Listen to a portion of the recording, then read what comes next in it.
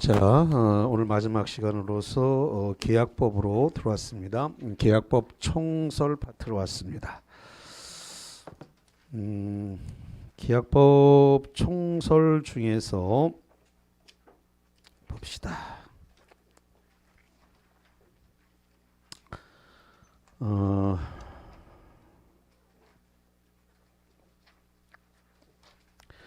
자, 그 486페이지 쪽에 보면은 거기 계약의 종류 이런 말이 잠깐 나왔는데 계약의 종류 위에 보면은 약관에 대한 약관이라고 하는 말이 등장을 했습니다. 486페이지 꼭대기 그 양가로 3번에 뭐가 나왔다고요? 약관이 나왔는데 예를 든다면 무슨 뭐 어떤 체육관이라든가 어떤 수영장이라든가 어떤 뭐 독서실이라든가 이런 데를 이용하려 그러면은 우리 뭐 체육관이나 뭐 수영장이나 독서실을 이용할 때는 주의사항 이런 거고 있고 이런 걸 양도하면 안 되고 뭐 이런 거 위반하게 되면 뭐 이렇게 중도에 내보낼 수 있고 이런 것들을 다 고지를 했고 이런 부분에 대해서 위반을 하게 되면은 뭐 계약을 해지하겠다 뭐 이런 것들이 쭉 나와 있단 말이죠. 그리고 그걸 이제 읽고 사인을 하게 되면 그 약관이 계약으로 편입이 된다는 겁니다. 다시 한번 약관이 계약으로 이렇게 편입이 됐다는 거예요. 그럼 약관이 계약으로 편입이 되는 것은 왜 편입이 되느냐 했더니 약관을 계약 내용으로 하기로 합의했기 때문이다. 이게. 약관이 계약 내용을 하기로 합의했기 때문에 그래서 약관이 계약으로 편입되는 거다라는 겁니다. 당연히 약관은 이 고지 설명 의무가 있어요. 그러니까 미리 그 체육관이라든가 수영장이라든가 독서실이라든가 이런 데서 이런 거 뭐 위반하지 말고 잘 다니셔야 되고 뭐 수영장 같은 데는 수영장 들어갈 때 이게 머리에다 모자 이거 잘 써야 되고 뭐 이렇게 그런 거 조항들이 다 있단 말이죠. 그래서 뭐 요즘 같으면은 체육시설 같은 데 가면 마스크 꼭 쓰고 운동해야 되고 뭐 이런 조항들이 다 있겠죠. 예, 그런 것들과 위반하면 뭐 탈퇴를 시킨다든가 제명한다든가 계약 해지하겠다는 이런 조항들이 있고 고지를 했고 그런 것들을 계약 내용으로 그런 걸 계약 내용으로 합의하게 되면 바로 약관이 계약으로 편입이 된다라는 겁니다. 근데 약관이라는 걸 만든 것은 작성자가 만들었죠. 그럼 체육관은 체육관에서 만들었고 수영에 대한 수영장의 약관은 수영장 쪽에서 만들었단 말이에요. 독서실은 독서실 학원장께서 만드셨을 거고 독서실 그 원장께서 만드셨을 거고 그러니까 그 약관에 만약에 내용이 불분명하다. 내용이 불분명하면 어떻게 할 거냐라는 겁니다. 이렇게 됐을 때는 고객이 유리하게 해석을 해야 됩니다. 다시 한번 고객이 어떻게 해석을 고객 유리. 고객이 유리하게 해석을 해야 되고 그 다음에 작성자가 불리하게 해석을 해야 된다. 이렇게 규정을 하고 있습니다. 자, 그러면은 거기 이 프린트물과 관련을 해서 한번 볼까요? 자, 프린트물과 관련해 가지고 23번을 좀 보도록 하겠습니다. 23번입니다. 약관이 계약 내용으로 편입되는 이유는 사업자에게 명시 설명 의무를 부여하였기 때문이다. OX. 여기 지금 뭐라고 23번 없습니까? 응? 21번으로 돼 있어요? 예. 그럼 21번. 예. 21번. 예. 제가 잘못 불렀네요. 예. 번호 잘못 불렀습니다. 21번. 예. 21번 약관의 내용으로 편입되는 이유는 사업자에게 명시 설명음을 부여하였기 때문이다. OX. 이번에는 번호 21번 제대로 불렀죠? 예. O인가요? X인가요? 자, 여기 보세요. 뭐라고 되어 있냐면 약관이 계약으로 편입된 것은 약관을 계약 내용으로 하기로 뭐 했다고요? 합의했기 때문에 편입된 것이지 약관이 고지 의무가 있기 때문에 고지 의무는 당연히 있는 거기 때문에 그것 때문에 약관이 계약으로 편입된 건 아니고 약관의 내용을 계약 내용으로 하기로 합의를 했기 때문에 뭐 어떻게 합의했어요? 사인했잖아. 사인을 했으니까 합의한 거란 말이지. 그래서 합의하기로 합의했기 때문에 그 약관이 계약 내용에 편입된 거다라는 겁니다. 자, 그다음에 거기 22번입니다. 22번. 약관의 뜻이 명확하지 아니한 경우에는 작성자에게 이익이 되도록 해석해야 한다. OX. 작성자에게 이익이 되는 게 아니라 작성자한테 뭐야 돼요? 불리하고 누가 이익이 돼야 돼요? 고객이 유리하게 해석해야 됩니다. 그래서 약관의 내용이 불분명하다면 그렇다면 작성자에게 불리하게 해석하고 고객에게 유리하게 해석해야 된다라고 하는 겁니다. 그래서 이제 시중에 약관이 지나치게 작성자에게 유리하게 작성된 약관들이 많겠죠. 아니 그 약관을 만든 거는 그 주최 측에서 만드는 거 아닙니까?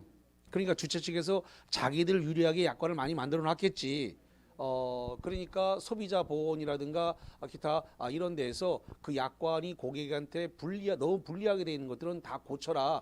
이렇게 하죠. 그래서 너무 작성자 쪽에 유리한 약관들은 다 수정을 명령 내립니다. 그거 다 고쳐라. 그래서 이제 그런 거 고치라고 해서 뉴스에 자꾸 나오거든요. 약관이 잘못돼서 그걸 다 고치라고 했다는 뉴스가 나오는데 옛날에는 그런 뉴스가 잘 귀에 안 들어왔는데 이제 뉴스 보면 귀에 잘 들어올 거야. 이제 수십 건의 사례들이 뭐 아직까지 불공정 약관이 많아요. 작성자가 다 유리하고 고객이 불리하게 돼 있는 약관들이 너무 많기 때문에 그런 것들 다 우리 사회에 잘못돼 있는 것들이 너무 많단 말이죠. 그런 것들을 다 고치고 있고 특히 법이 남자들 유리하게 돼 있는 법이 너무 많아요. 그러니까 남자에게 유리한 법들을 지금 다 평등하게 다 고친단 말이죠. 이렇게 다. 그래서 그 고치는 과정에서 찌질한 남자들이 자꾸 반발을 한다고. 자, 그래서 제가 여자분들한테 점수 달라고 하는 소리가 아니고 법을 만든 사람들이 대부분 다 남자가 만들었단 말이에요. 국회 다 절대 다수의 권력을 갖고 있는 사람이 남자들이다 보니 다 남자들이 유리하게 법이 만들어졌고 그러다 보니 이제 시대가 변했는데 시대가 변해서 여자분들이 공부를 많이 했단 말이에요. 예전에는 공부를 좀 덜 해가지고 그랬지만 지금은 많이 해서 남자보다 더한 사람도 많아요. 공부 많이 하신 분들. 굉장히 불합리하죠. 고쳐야죠 그런 분들. 그래서 그러한 부분들은 다 지금 법이 고쳐지고 있는 그런 상황이다 이렇게 보시면 됩니다. 그래서 우리나라가 그래서 그런 부분에서 지금 과도기 상태에 있어요. 옛날에 시대에 안 맞는 옷을 입고 있다 이렇게 보여집니다. 많이 지금 고쳐졌지만 더 고쳐야 돼요. 그래서 월등히 지금 뭐라 그럴까 여자분들의 그 신체를 찍어서 이렇게 유포했다든가 이런 것들이 외국에 비해서 너무 약해요. 3년 이하의 징역 5천만 원 정도 이게 약해요. 한 10년 정도 때려야 그런 아예 상상을 못할 텐데 우리나라 법이 좀 많이 약한 부분들이 있어요. 그런 부분들 더 형량을 올려야 되고 불합리하게 되어 있는 부분들 되게 많습니다. 그럼 다 고쳐야 된다 그런 것들. 자, 그다음에 486페이지 쪽으로 가서 486페이지 쪽으로 가서 02번에 보면 그 계약의 종류가 나와 있는데 자, 이렇게 간단하게 한번 봅시다. 사실은 그건 할 필요가 없기는 한데 뭐 한번 해봅시다. 간단하게.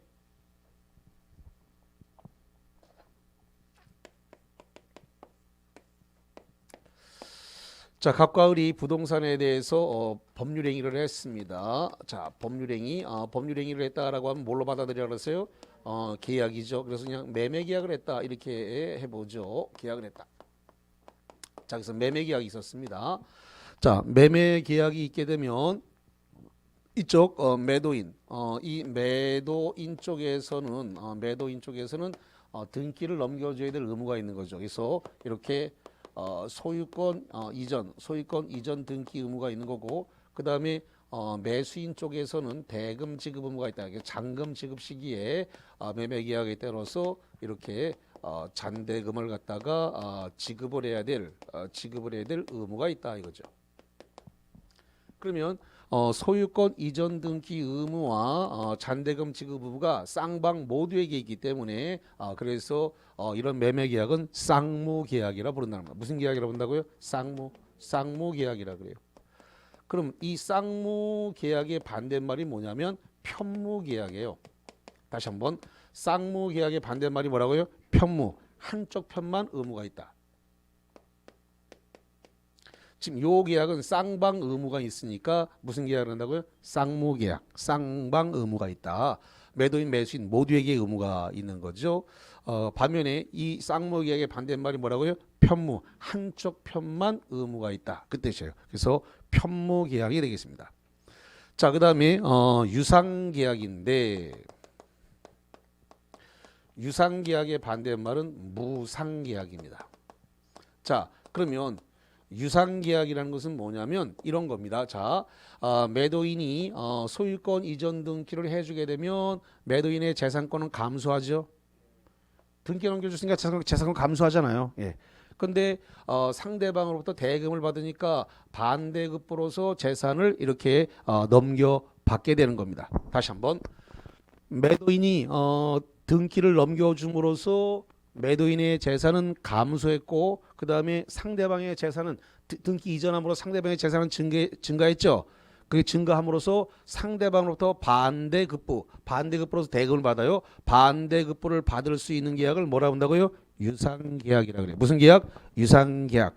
그러면 무상계약이라는 것은 한쪽 편이 일방적으로 주고 한쪽 편은 받기만 하는데 그 무상계약의 대표적인 게 증여예요. 다시 한번 뭐가 된다고요? 증여. 증여는 한쪽 편만 제공하고 한쪽 편만 받기만 한다. 한쪽은 무상이 된단 말이죠. 그래서 증여 이런 겁니다. 자, 그다음에 이 계약이 성립될 때 요 케이스였을 때는 지금 뭐 대금을 지급하고 등기를 넘겨줬습니다만 원래 계약은 예를 들어 가지고 내가 1억짜리 부동산에 등기 이전을 해줄 그런 의향이 있다. 내 부동산 사면 등기 넘겨줄게라고 약정을 했다는 겁니다. 그러면 그래 그럼 내가 등기 넘겨주면 내가 대금을 지급할 용의가 있다라고 대금 지급할 걸 약정했다는 겁니다. 그럼 이렇게 매매라는 것은 약정에 의해서만 계약이 성립되는 거예요. 약정에 의해서 계약이 성립되는 것은 낙성계약이라고 그래요. 다시 한번 계약에 대해서 승낙하면 계약이 성립한다. 청약에 대해서 승낙하면 계약이 발생하는 거 그걸 뭐라 한다고요? 낙성계약이라 그래요. 낙성계약. 예. 이 낙성계약의 반대말이 뭐냐면 요물계약이라 그래요. 무슨 계약이라고요? 요물계약. 요물계약이라고 하는 것은 거기에 대해서 물건이 상대방에게 건너가야만 계약이 성립되는 거 요물계약입니다. 물건이 넘어가야 물건 그랬으니까 부동산이든 동산이든 대금이든 건너가야 성립되는 건 요물계약이다. 그 다음에 이 법률행위 계약이라고 하는 것은 특별한 방식을 요하지 않는다. 특별한 방식을 요하지 않는 것을 불요식이라 그래요. 뭐라 한다고요? 불요식. 특별한 방식을 요하지 않는다. 특별한 방식을 요하는 것은 요식이라 그래요. 요식. 근데 우리 중개사 쪽에서 나오는 것은 전부 다 불요식이라 그랬죠? 예. 이거 변하지 않으니까 주의하셔야 돼요. 혹시 부동산에 가서 나 계약서 쓰고 계약했는데 계약서를 쓰면 계약금이라는 걸 줬죠? 그럼 요물계약이 돼버리는 거예요. 계약서를 쓰고 계약금을 줘버리면 뭘로 간다고요? 요물계약이에요. 말로 계약이 이루어진 것이란 말이에요. 그러니까 아파트를 갖다가 뭐 A라는 아파트, B라는 아파트, C라는 아파트를 보여주고 내가 C 아파트로 하겠다라고 하는 순간 계약이 성립된 거예요. 대금을 지급해야 되는 게 아니라 내가 이 아파트로 계약하겠다라고 말하면 그 순간 계약이 뭐였다고요? 성립된 거예요. 근데 말로 이루어졌으니까 불안하니까 계약서 씁시다. 이래가지고 부동산에 가서 계약서를 쓰는 거는 뭘로 넘어간다고요? 요물계약으로 넘어가는. 그래서 부동산에는 계약이 2건 이루어진 거야. 말로 1건 이루어졌고 계약서 쓰면서 1건 이루어졌고 계약이 몇 건 이루어졌다고요? 2건. 2건 이루어졌다라는 얘기입니다. 자, 그래서 거기와 관계되는 이야기 쭉 다 했습니다. 쭉 다 했기 때문에 뭐 별도로 제가 설명할 것은 없습니다. 자, 이제 어디로 쭉 가냐면은 492페이지 쪽으로 한번 가보겠습니다.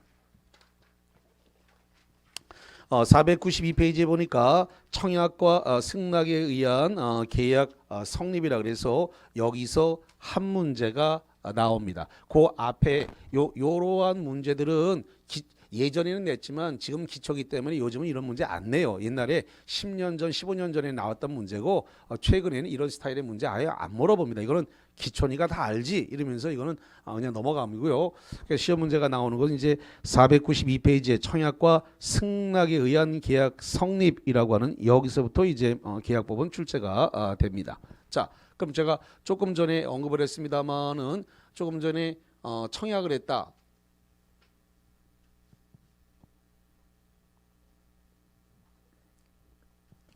자, 1억에 내 1억에 내 부동산을 사시겠다 그러면은 그러면 내가 등기 넘겨줄 용의가 있습니다라고 해서 그런 약적 청약이라는 걸 했다는 겁니다.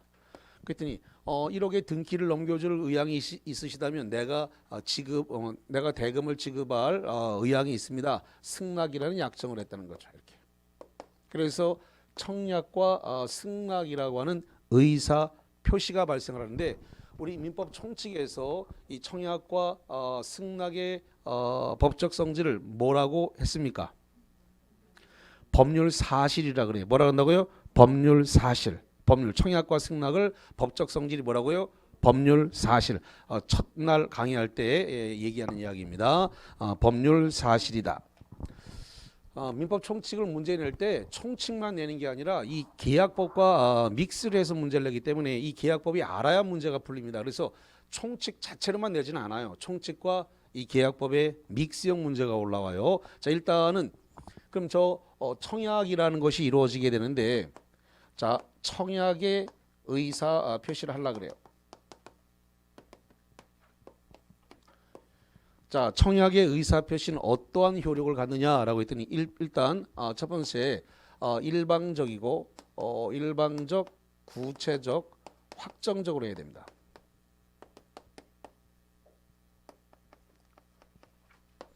그래서 청약의 의사표시는 일방적으로 하는 거고 구체적으로 하고 확정적으로 해야 된다. 그러니까 상대방이 받아보고 바로 결정을 할 수 있을 정도의 정보 제공이 이루어져야 된다는 겁니다.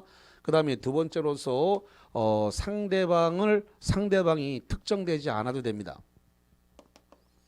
상대방이 특정되지 않아도 된다. 그러니까 승낙의 상대방이 특정되지 않아도 된다라고 하는 겁니다. 그래서 청약을 할 때는 상대방이 특정되지 않는다. 이걸 다른 말로 해서 불특정 다수라고 할 수 있나요? 네, 불특정 다수에게 청약을 할 수가 있다라는 겁니다. 그 다음에 청약은 도달주의가 적용돼요. 다시 한번 청약은 무슨 주의라고요? 도달주의. 도달주의가 적용이 된다라는 겁니다. 그러면 도달하면 어떻게 될까요? 도달하면 의사표시 청약이 도달하면 뭐 할 수 없다? 철회할 수 없다예요.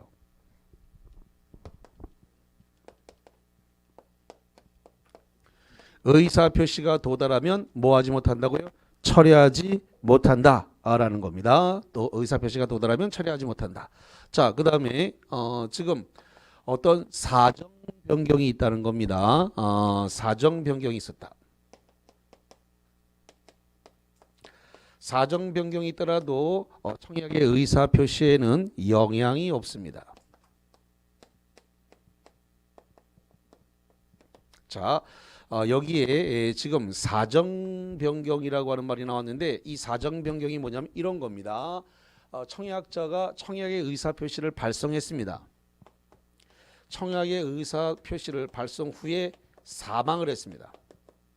그럼 사정 변경이 생기는 거예요. 사정이 생겼죠. 청약의 의사 표시를 발송하고 뭐 했다고요? 사망을 했다. 사망을 하게 되면 청약의 의사 표시는 어떻게 되겠는가라는 어떻게 됩니까? 효력이 있다 없다? 여기 지금 뭐라고 되어 있어요? 영향이 없다. 영향이 없으니까 유효하다는 거예요. 왜? 상속인이 책임지면 되니까. 그래서 발송 후 청약의 의사표시 발송 후 사망하더라도 청약에는 영향이 없어요. 상속인이 책임되니까. 또 하나 청약인이 발송하고 난 다음에 제한 능력자가 됐다는 겁니다.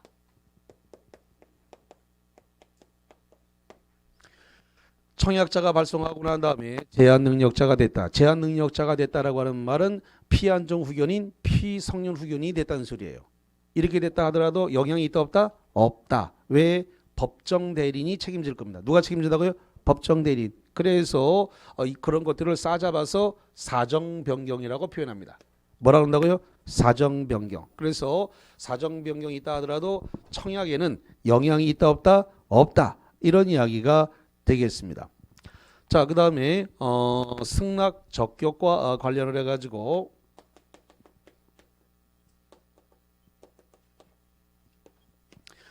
만약에 승낙 기간을 정했어요. 승낙 기간을 정해가지고 했다.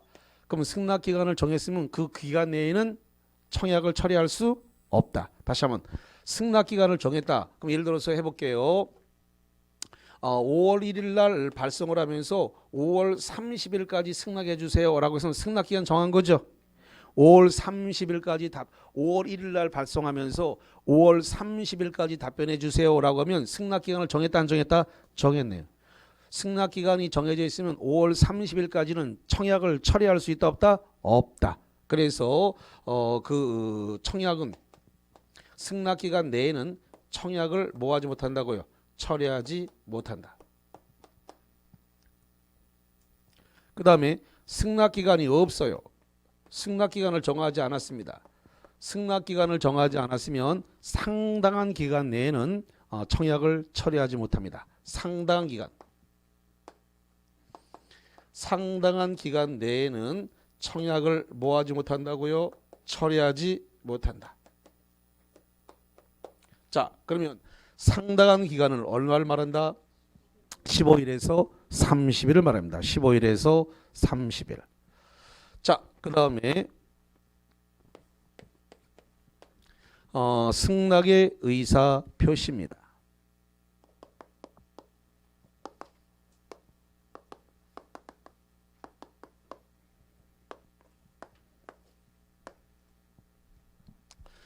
승낙의 의사 표시로서 승낙의 자유가 있습니다.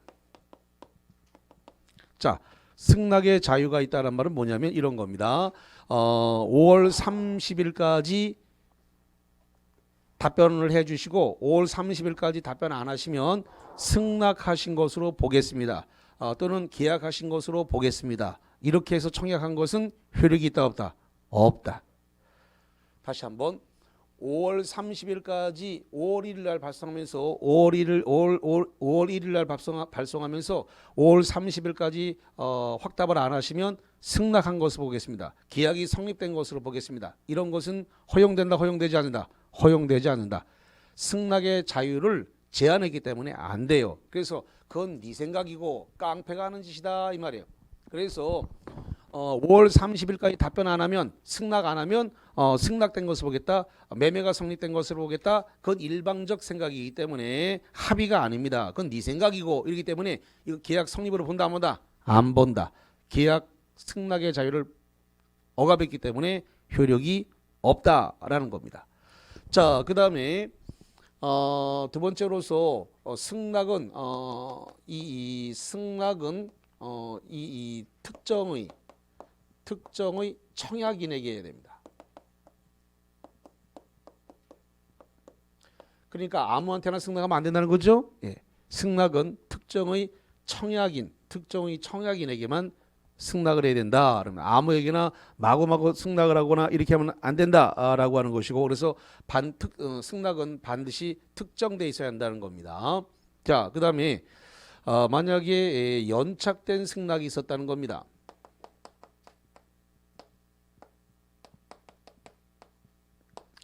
연착된 승낙은 어떻게 되느냐? 연착된 승낙은 이것은 승낙으로서의 효력이 없습니다.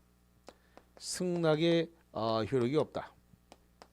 그럼 연착된 승낙은 승낙으로의 효력이 없기 때문에 뭐로 보냐? 새로운 청약으로 볼 수 있다는 겁니다. 뭐로 본다고요?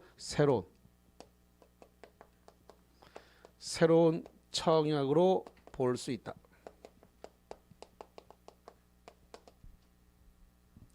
연착된 승낙은 승낙의 효력이 없으므로 새로운 청약으로 볼 수 있다. 그러면 새로운 청약에 대해서 이 새로운 청약에 대해서 자, 이게 이제 시험 문제가 나오면 잘 틀려버리는 시험 문제인데, 자, 연착된 승낙은 승낙으로 볼 수 없기 때문에 이건 새로운 청약을 볼 수 있고, 이 새로운 청약에 대해서 청약인이 승낙하면 계약은 성립한다. 이렇게 시험 문제가 나왔습니다. 맞는 말이에요? 틀리는 말이에요? 다시 무슨 말인지 못 알아들었으면 다시 할게요. 연착된 승낙은 승낙의 효력이 없고 새로운 청약으로 보기 때문에 청약인이 승낙하면 계약은 성립한다. 이렇게 시험 문제가 나왔어요. 맞는 말이에요? 틀리는 말이에요? 그래서 여기 지금 별로 두 개나 쳤잖아. 못 맞춘다는 거예요. 잘 학생들이 시험 보러 온 학생들이 잘 못 맞추기 때문에 시험 문제가 많이 나온다는 겁니다. 그래서 새로운 청약으로 볼 수 있기 때문에 청약인이 승낙하면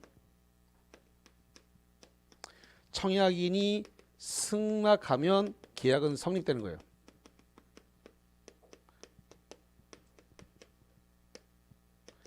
근데 이게 법조문이기 때문에 이거 지금 이렇게 봐갖고 뭔 소리야? 새로운 청약으로 봤는데 청약인이 승낙하면 계약이 돼? 말이 안 되네. 이 머릿속으로 이게 지금 도대체 뭔 소리인지 알지를 못한단 말이지.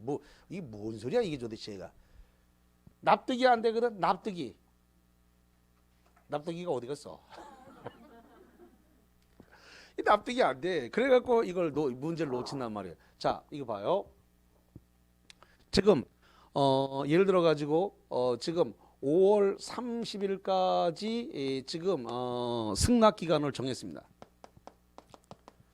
승낙 기간을 5월 30일로 정했어요. 근데 지금 승낙인이 이 승낙자가 발송을 했는데 이게 도달을 하기를 6월 2일 날 도달했습니다. 그럼 5월 30일까지 발송 기간 도달 기간인데 6월이니까 연착됐죠. 연착됐잖아 지금. 승낙을 했는데 승낙을 의사표시를 했는데 승낙 기간은 5월 30일까지. 근데 6월 2일 날 도달했네. 이렇게. 그러면 이 도달은 승낙을 했지만 승낙의 의사표시가 왔지만 승낙 기간을 지나서 왔기 때문에 승낙의 효력이 있다 없다? 없다. 승낙 기간을 지나서 왔기 때문에 승낙의 효력이 없고 승낙의 의사표시를 한 이 부분은 승낙의 효력이 없고 뭐로 본다고요? 새로운 청약으로 볼 수 있다는 겁니다. 그래서 자 지금 을이 승낙자죠. 그러면 갑은 뭐가 되는 거예요? 청약자잖아. 갑이 뭐가 된다고요? 청약자. 갑이 이게 지금 새로운 청약이라고 그랬죠? 이게 새로운 청약이야. 이 새로운 청약에 대해서 청약자가 승낙하면 계약이 뭐 한다고요? 성립되는 거예요. 근데 여기 청약으로 볼 수 있고 청약자가 승낙했다니까 이게 말이 못 알아먹는 거란 말이에요. 그림으로 보면 아무것도 아닌데 이거를 법점으로 들여다보니까 청약인데 청약인이 어떻게 승낙을 하지? 자기가 자기를 승낙하나? 말이 안 되는 게 자기 자신을 꼬게 된단 말이에요. 그림으로 보면 아무것도 아니야. 자, 이 승낙자가 승낙을 했는데 기간이 지나서 연착된 승낙이었기 때문에 승낙의 효력이 없고 이걸 뭐로 봤다고 이게 승낙이지만 승낙의 효력이 없고 뭐로 한다? 새로운 청약이고 이 새로운 청약에 대해서 청약자가 승낙하면 뭐가 된다? 계약이 뭐 한다고요? 성립된다는 거예요. 그게 맞는 거야. 근데 이거를 조문으로 들여다보고 있으니까 말이 안 되네. 청약자가 청약을 했는데 어떻게 새로운 청약인데 청약자가 승낙을 하지? 자기가 자기 자신한테 승낙하나? 이러면서 자기 자신을 꼰단 말이지. 그러면서 문제 해결을 못하고 놓친단 말이에요. 어떻게 돼? 내년에 또 만나요. 이렇게 된단 말이지. 그래서 아주 잘 틀리는 시험 문제 주의해서 봐야 되고, 자, 그 다음에 변경된 승낙.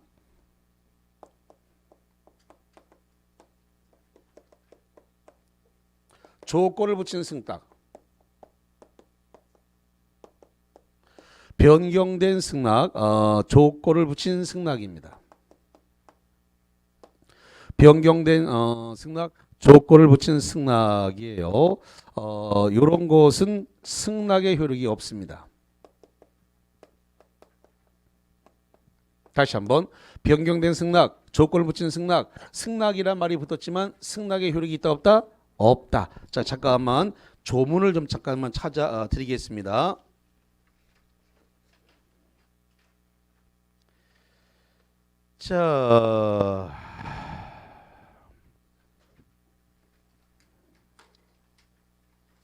자, 어디냐면 495페이지가 되겠네요. 495페이지 맨 꼭대기에 조건부 승낙이는데 청약에 변경을 가하거나 조건을 붙인 승낙 보이시죠? 예. 그래서 거기 청약을 거절하고 새로운 청약한 것으로 본다. 라고 되어 있습니다. 자, 여기 보세요. 자, 여기 봅니다. 변경을 가한 승낙, 조건을 붙인 승낙은 승낙으로서 효력이 있다고 보다고요? 없어요. 이것은 뭐로 보냐? 청약을 거절과 청약을 거절하고 새로운 청약한 것을 본다. 그래서 기존의 청약은 거절하고 뭐로 본다고요? 새로운 청약을 한 것으로 본다. 이렇게 된 거예요. 변경된 승낙, 조건을 붙인 승낙은 승낙의 효력이 없다. 승낙의 효력이 없고 그것은 그 청약은 거절한 것이고 새로운 청약을 한 것으로 본다라는 겁니다. 자, 이것도 또 뭔 소리인지 못 알아먹겠지 또. 자, 여기 봅니다. 자, 지금 1억의 청약을 했는데 승낙자가 승낙을 하면서 이렇게 승낙을 했다는 겁니다.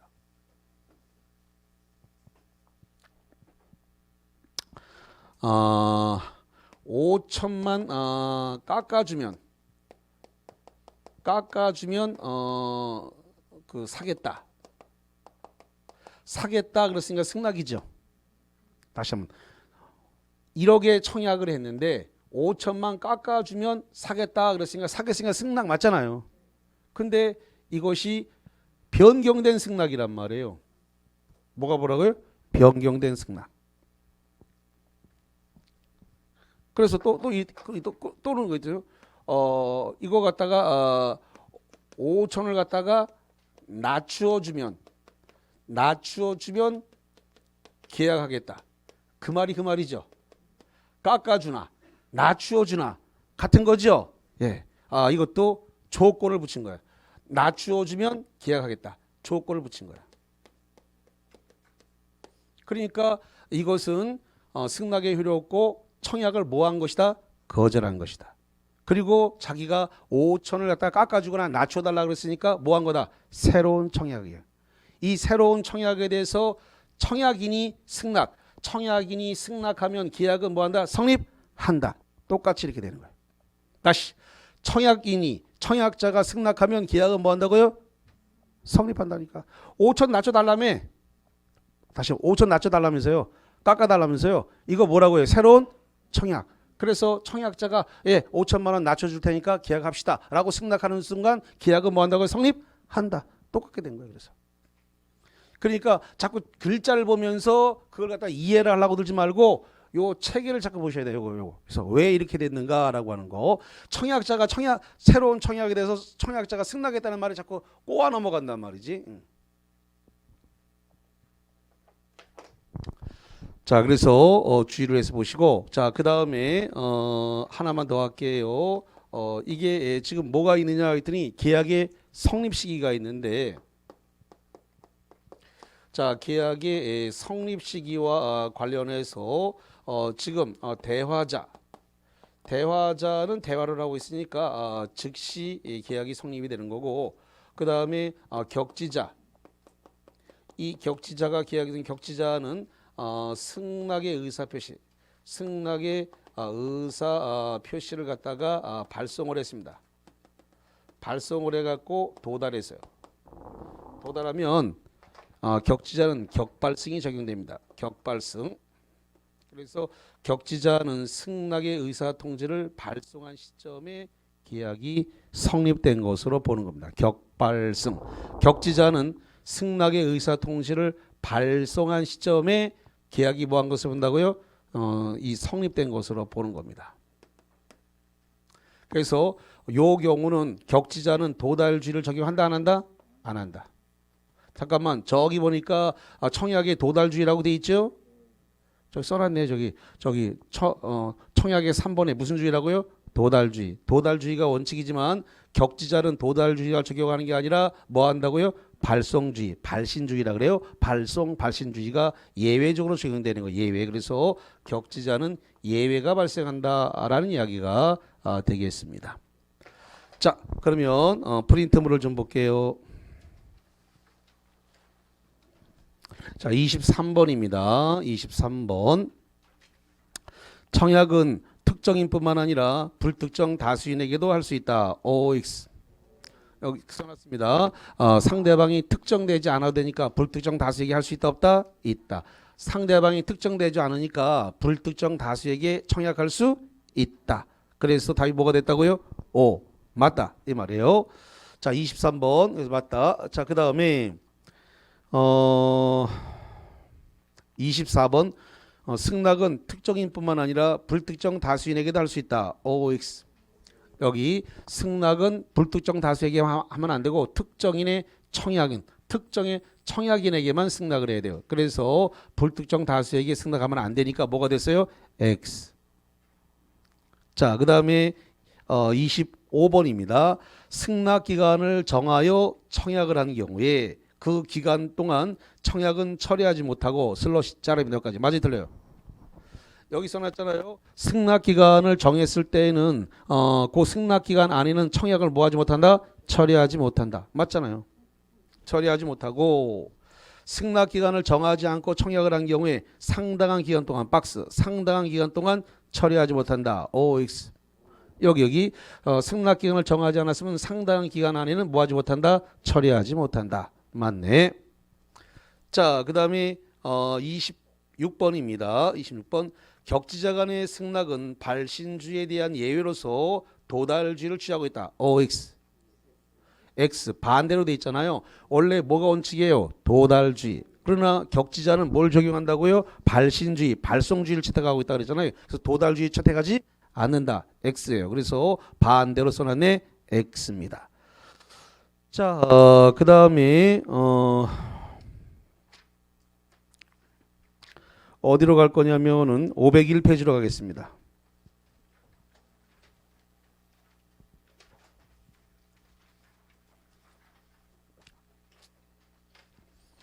501페이지에 보니까 중간 5번에 계약상의 과실 책임이라는 말이 나왔어요. 자, 계약상의 과실 책임이라는 말하고 그 다음에 자, 일단 계약상의 과실 책임을 먼저 볼게요.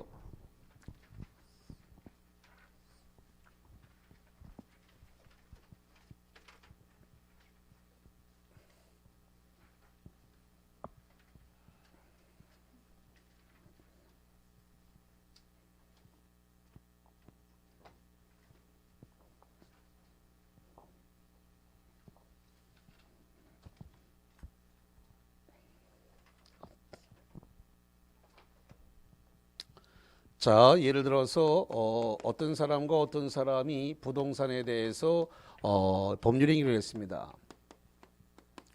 법률행위 그랬으니까 계약을 했네요. 그냥 매매 계약을 했다고 해보죠. 자, 여기서 매매는 한옥을 매매했다 이렇게 하겠습니다. 한옥에 대해서 매매가 있었다. 한옥에 대해서 매매를 한 시점은 5월 1일이라고 하겠습니다. 5월 1일 날 한옥에 대한 매매가 있었다. 그런데 이 한옥이 4월 25일경에 화재가 나서 다 타버렸다. 화재가 나서 전소됐다는 겁니다. 그러면 우리는 그 시점을 언제를 시점으로 삼냐면 법률행위를 한 그 시점을 기점으로 삼는다. 법률행위 한 시점이 언제예요? 5월 1일이죠. 법률행위 한 날이 5월 1일입니다. 5월 1일 기점으로 해서 매매 목적물이 존재했나요? 안 했나요? 안 했죠. 4월 25일 날 화재가 나서 전소 다 타버렸단 말이에요. 존재하지 않아요. 계약서로 쓰는 날 기점으로 5월 1일 기준으로 놓고 보면 존재하지 않는 목적물을 팔아먹었네. 그러니까 이 상태를 매매를 했다 하더라도 이전할 수 없는 걸 팔아먹었으니까 원시적 불능이라고 그래요. 존재하지 않는 놈을 팔아먹었다. 원시적 불능이다. 그리고 전소 다 타버렸기 때문에 전부 불능이라 그래요. 그러면 존재하지 않고 홀랑 다 타버린 놈을 계약했으니까 5월 1일 날 계약을 한 이 매매 계약은 법률적으로 무효가 됩니다. 뭐가 된다고요? 무효가 돼요.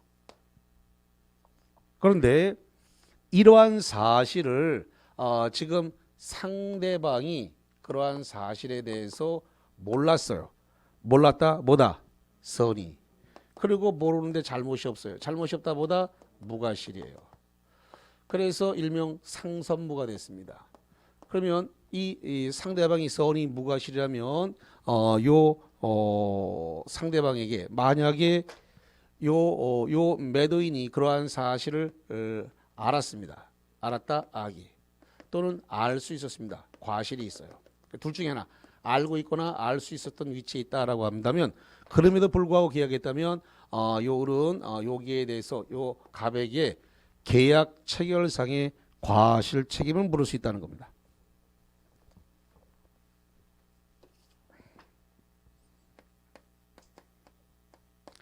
계약 체결상의 과실 책임을 문제 삼을 수 있다 이거죠.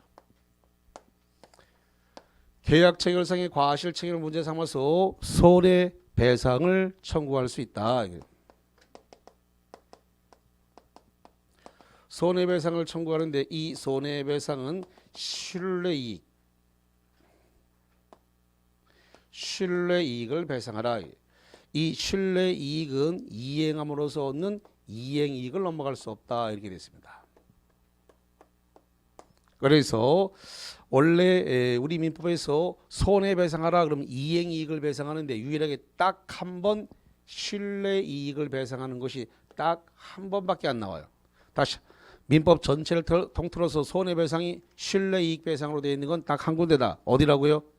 계약 체결상의 과실 책임만 유일하게 손해배상 범위가 뭘로 되어 있다고요? 신뢰이익.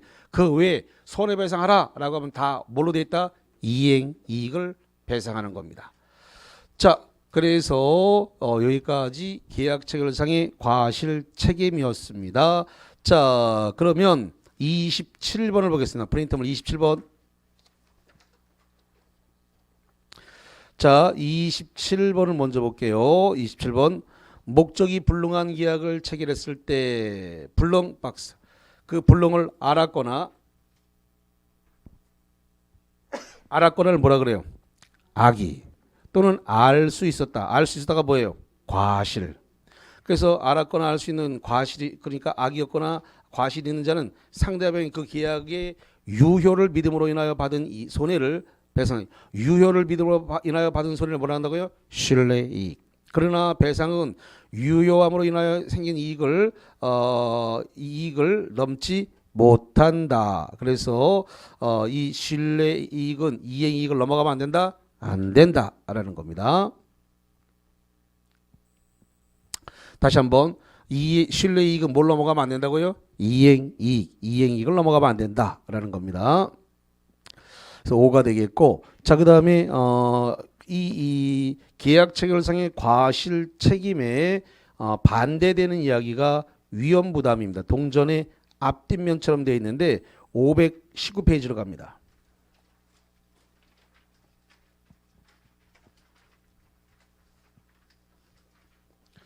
자, 519페이지에 가니까 제목이 뭐라고 되어 있나요? 위험 부담입니다. 자, 이 내용 그대로 이어갑니다. 이게 동전이 앞뒷면처럼 이게 딱 똑같이 연결되어 있는 거기 때문에 자, 이런 겁니다. 5월 1일 날 한옥을 계약을 했어요. 그런데 이 한옥이 5월 20일경에 화재가 나가지고 전소가 됐습니다.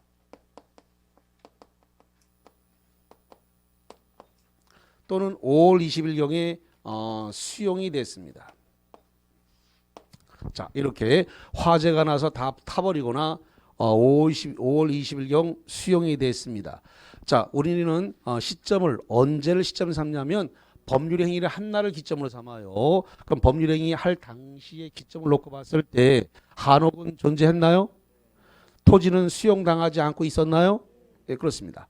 그래서 이런 5월 1일 기준으로 놓고 봤을 때 한옥은 불이 안 났고 수용도 당하지 않았습니다. 그러면 5월 20일경에 대해서 화재로 불이 나고 수용이 됐으니까 이러한 상태를 후발적 불능이라 그래요. 뭐라 한다고요? 후발적 불능. 자, 여기 잠깐만 다시 가세요. 여기 4월 25일 날 화재가 나서 다 타버렸다. 그래서 존재하지 않는 걸 팔았으니까 이건 원시적 불능이라고 돼 있죠? 예, 이전할 수 없는 걸 계약했다. 그래서 뭐라 한다고요? 원시적 불능. 계약 체결할 당시에는 존재했는데 계약 체결하고 난 다음에 불이 났거나 수용당했으니까 이건 뭐라고요? 후발적. 계약 체결하고 난 후에 발생한 문제다. 그래서 후발적 불능. 동전의 앞뒷면이라고 말하는 겁니다. 그래서 저기 떨어져 있지만 양쪽을 연결해서 하셔야 안 까먹어요. 이거를 저 교재상으로는 많이 떨어져 있는데 양쪽은 동전의 앞뒷면이야 이게. 그래서 후발적 불능이 있고 후발적 불능인 경우는 5월 1일 날 계약한 것은 사법상 효력이 뭐가 된다? 유효. 자, 여기 보세요. 원시적 불능은 사법상 계약의 효력이 뭐였어요? 무효. 그러나 후발적 불능은 계약 체결하고 난 이후에 발생해서 화재가 나서 타버렸다 하더라도 수용당했다 하더라도 5월 1일 날 계약한 것은 사법상 효력이 뭐가 된다고요? 유효다. 유효. 그런데 화재가 나서 타버렸거나 수용됐는 데에 대해서 귀책 사유가 없다는 겁니다. 채무자에게 귀책 사유가 없어요. 귀책 사유가 없다는 것은 잘못이 없다는 겁니다. 잘못이 없어요. 불이 났거나 수용이 다는데 수용당하는 것은 귀책 사유가 아니죠. 수용당하고 싶어서 당하는 게 아니라 공익사업 때문에 수용당하니까 수용당한 토지 소유자에게는 아무 잘못이 없어요. 당하고 싶어서 당한 게 아니기 때문에. 그러면 채무자가 귀책 사유가 없이 불났다고 하는 것은 삼자가 불을 냈거나 벼락을 맞아서 불이 났거나 이런 겁니다. 귀책 사유 잘못이 없다고 돼 있으니까. 그러면 불이 났어. 왜 불이 났어? 벼락을 맞아서 불났다. 삼자가 방화로 불냈다. 그러면 채무자는 아무 잘못이 없는 거예요. 자, 여기서 채무자는 누구다? 일단 매도인이다, 매수인이다. 이걸 구분해야 돼요. 채무자는 매도인이에요. 왜 매도인이냐? 여기 지금 화재가 나서 타버린 것이 이게 건물이든 토지든 다 부동산이니까 이 부동산을 넘겨줘야 되는 것이 채무자입니다. 그 채무자 기준으로 했을 때 부동산 넘겨줘야 될 의무가 누구다? 매도인. 매도인이 채무자예요. 그래서 여기서 뭐가 발생하냐면 채무자에게 귀책 사유가 없다면 위험부담의 문제가 생기는 거다. 무슨 문제가 생긴다고요? 위험부담. 위험부담이 뭐다? 네가 봐라 손해. 뭐라고요? 네가 봐라 손해. 손해를 네가 보라는 겁니다. 법에서 정해놓은 거. 그래서 이렇게 나오면 다툼이 생기니까 손해를 누가 볼 거냐를 법에서 규정해 놓은 거예요. 그러면 네가 봐라 손해 그랬으니까 이 경우 누가 손해 봐야 돼? 채무자가 봐야지. 누가 봐야 된다고요? 채무자. 채무자가 손해 봐야 돼요. 법조문에 채무자라고 돼 있습니다. 그러니까 시험 문제도 뭐라고 준다고요? 채무자. 매도인입니다. 채무자가 손해봐야 된다. 채무자가 손해봐야 되니까 위험부담은 채무자가 떠안았으니까 그러니까 채권자가 누구냐면 매수인입니다. 이 매수인에게 대금 지급을 청구할 수 있다 없다? 없다죠. 왜? 위험 네가 봐라 손해니까 손해 네가 봐야 되니까 이거 수용당한 거 이런 거에 대해서 손해 네가 봐야 돼. 그러니까 채권자 매수인에게 대금 지급을 청구할 수 없다. 이렇게 돼 버리는 거예요. 자, 그러면 거기 28번 보겠습니다. 자, 28번으로 가서 갑은 본인 소유 토지를 을에게 매도하였으나 계약 체결 후, 중요한 건 후라고 하는 그 한 단어가 승부를 가르는 겁니다. 28번 계약 체결 후 토지 전부가 수용되어 소유권 이전이 불가능하게 된 경우에 을은 여기서 을은 매수인입니다. 을은 갑에게 계약 체결상의 과실 책임 물을 수 있다. 자, 계약 체결상의 과실 책임은 법률행위 이전에 발생한 거라 그랬죠? 그럼 시험 문제가 계약 체결하고 난 이후에 수용당했다고 줬죠? 그럼 후발적 불능이잖아요. 그럼 계약 체결상의 과실 책임 문제가 아니라 후발적 불능으로서 위험 부담의 문제가 생기는 거지. 자, 그러니까 이게 지금 법이 지금 두 개가 떨어져 있는데 제가 이걸 동시에 해드리는 것은 앞뒤면이기 때문에 그래서 교재상으로 지금 멀리 떨어져 있잖아요. 지금 페이지 수가. 근데도 같이 해주는 이유는 같이 알아야 된다고 이거는. 그래서 계약일 기준으로 해가지고 그 앞에 불능이 생긴 것은 원시적 불능으로서 계약책에서 과실책임 문제고 계약책을 하고 난 이후에 화재가 타버리거나 수용당한 것은 후발적 불능이란 말이에요. 뭐라고요? 후발적 불능으로서 뭐로 간다고요? 위험 부담으로 가는 거라. 위험 부담. 계약책에서의 과실책임이 아니고 계약 체결상의 과실책임은 계약 체결하기 전에 발생한 문제고 후발적 불능은 계약 체결하고 난 이후에다. 그러니까 시험 문제 다 준단 말이에요. 후라고 준다고. 그러니까 가외 본인 소유의 토지를 을에게 매도하였으나 계약 체결 뭐라고요? 후. 그 후라는 단어 한 단어를 놓치면 끝나버리는 거야. 그 다음부터는 뒤죽박죽 돼버려. 그러니까 전부가 중요한 게 아니라 키워드를 잘 잡아내는 훈련해야 돼. 딱 한 단어에서 거기서 승부가 나기 때문에 어떤 것이 거기서 키워드인가를 딱 잡아야만이 문제를 안 놓치고 답을 고를 수 있는 겁니다. 오늘 여기까지 하고 27일 날 그래서 동시이행 항변권부터 해서 보도록 합니다. 자, 여기까지만 수고했습니다.